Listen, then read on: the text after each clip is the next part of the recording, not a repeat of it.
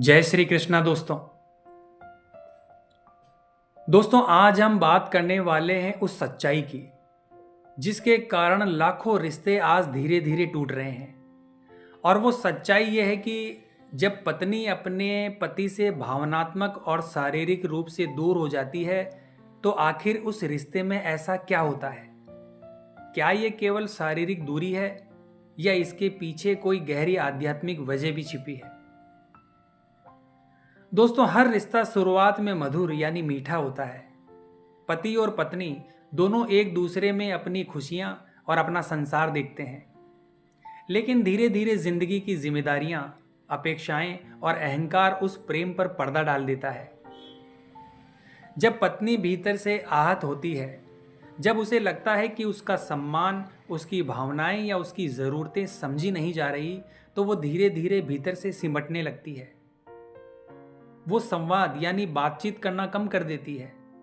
उसकी मुस्कान और नजदीकियां कम हो जाती है। दोस्तों ये सब कुछ अचानक नहीं होता।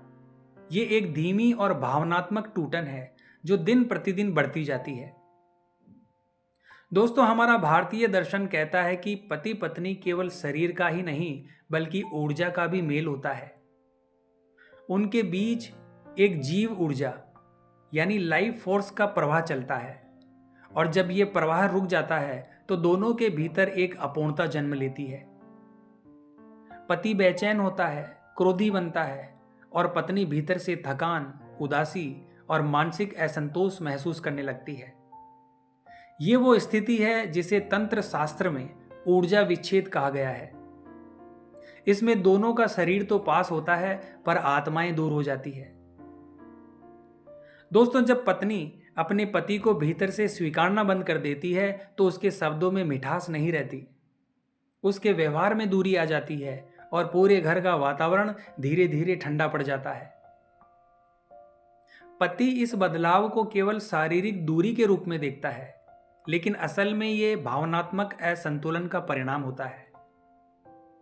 ऐसी अवस्था में दोनों को लगता है कि अब रिश्ता बचा ही नहीं, परंतु सत्य यह है दोस्तों कि ये आपस में बात करने की कमी है, ना कि प्रेम की कमी। दोस्तों कई बार वैवाहिक दूरी केवल वर्तमान जन्म का परिणाम नहीं होती, ये पिछले जन्म के कर्मों का भी प्रभाव हो सकता है। कभी कभी पत्नी भी वो आत्मा होती है जो पिछले जन्म में अपमानित हुई थी और इस जन्म में उसे अपने स्वाभिमान की परीक्षा लेनी होती है। कभी पति वो आत्मा होता है जो अपने कर्मों से अब सीखने आया है कि संबंध में अधिकार नहीं, सहयोग जरूरी है। इसीलिए जो व्यक्ति इस स्थिति से गुजर रहा है उसे इसे सजा नहीं बल्कि सीख की तरह देखना चाहिए। दोस्तों ऐसे कई संकेत होते हैं जिनसे समझा जा सकता है कि रिश्ता भीतर से खाली हो रहा है। जैसे छोटी छोटी बातों पर टकरार, एक दूसरे से बात करने का मन ना होना, भावनाओं में ठंडापन और रातों में बेचैनी, अकेलापन महसूस होना।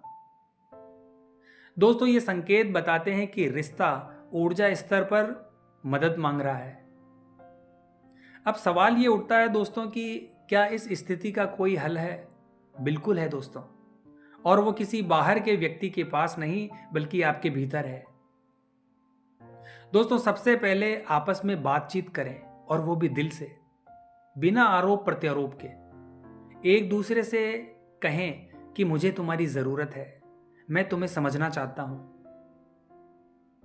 दोस्तों पति और पत्नी दोनों रोज 10 मिनट एक साथ बैठें, और वो भी मौन अवस्था में, क्योंकि दोस्तों कभी कभी मौन हमें शब्दों से ज्यादा जोड़ता है।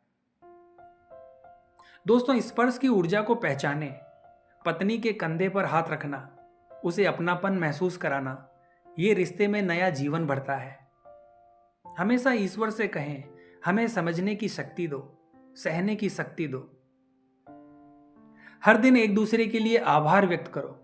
ये छोटी छोटी बातें रिश्ते को चमत्कारिक रूप से बदल देती है। दोस्तों वैवाहिक दूरी कोई पाप नहीं है बल्कि साधना की स्थिति माना गया है। यह हमें सिखाता है कि प्रेम केवल शारीरिक नहीं बल्कि आत्मिक जुड़ाव है। दोस्तों जब आप समझने लगते हैं कि मेरे साथी में भी ईश्वर है, तो शिकायत की जगह दया आ जाती है और दूरी की जगह फिर से प्रेम जन्म लेता है। दोस्तों, कभी भी ये मत सोचिए कि अगर पत्नी दूर हो गई तो रिश्ता खत्म हो गया।